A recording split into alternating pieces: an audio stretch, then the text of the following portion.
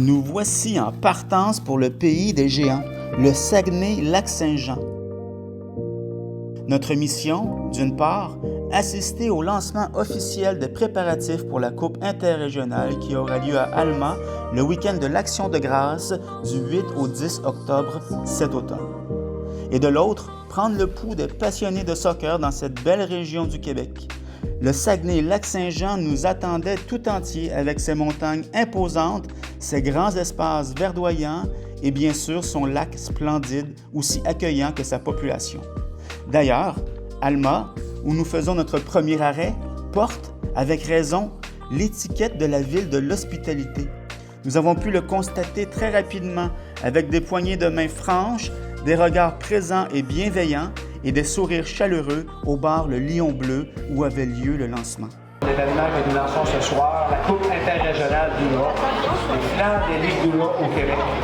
Permettez que je vous transmette les salutations du président de Soccer Québec, M. Pierre Marchand, des membres du conseil d'administration, du directeur général, M. Mathieu Chamberlain, et des employés de la fédération. Moi, je suis venu pour un contrat de 30 ans de 2 mois et demi.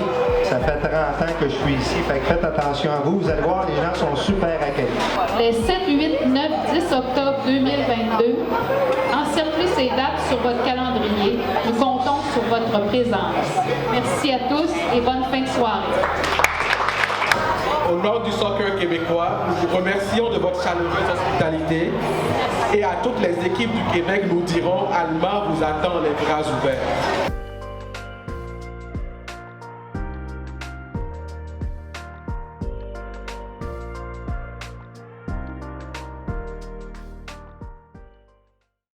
Alma, fière à l'image de ses habitants, Alma, belle comme ses couchers de soleil, c'est donc à Alma que près de 72 équipes masculines et féminines des ligues interrégionales de partout à travers le Québec se disputeront les honneurs de la Coupe interrégionale dans 6 catégories pour faire vibrer la ville au rythme du soccer. Le soccer, un sujet de conversation récurrent chez les passionnés de la place. Benoît Lavoie pourrait vous en parler des heures et des heures et des heures. Christine Levasseur, elle, architecte de métier, a suivi ses enfants dans leur passion et la voilà présidente de l'association régionale.